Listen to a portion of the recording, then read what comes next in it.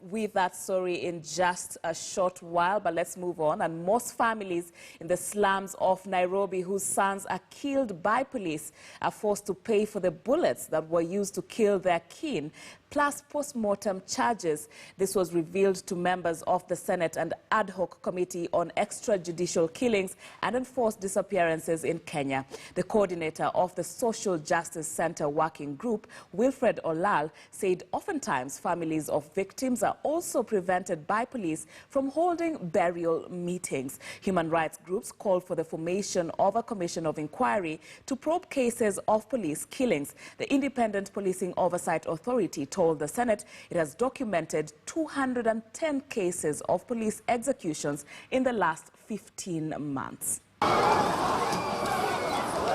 Majority of informal settlements in urban areas have been classified as crime hotspots.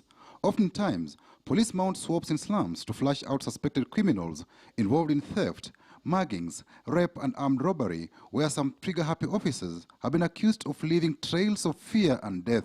In every slum we have in this country, we have a killer cop, or we have killer cops. According to human rights defenders, families of victims and survivors of police killings are also threatened and intimidated. And in slums, you are not supposed to conduct a burial meeting for people who have been killed by police. Some are forced to pay for the bullets. Like, they can say 7 bullets were used, 3,000 per bullet.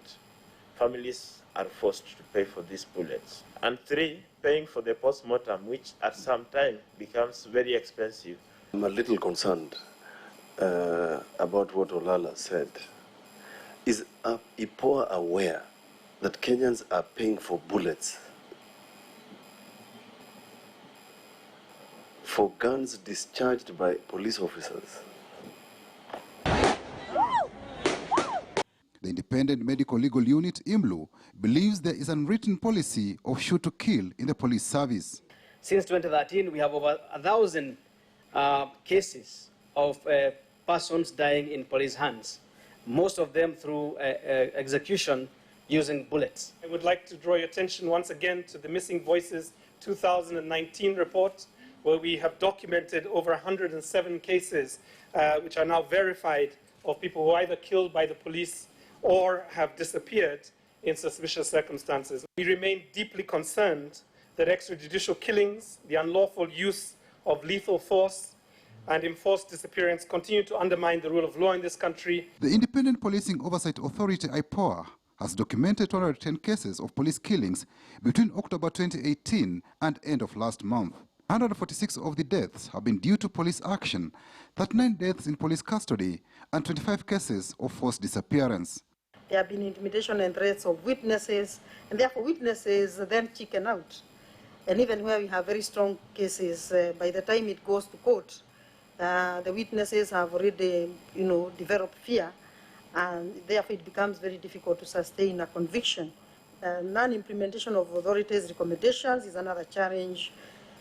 We've made recommendations, particularly on interdictions, and we then realized that they were never complied with.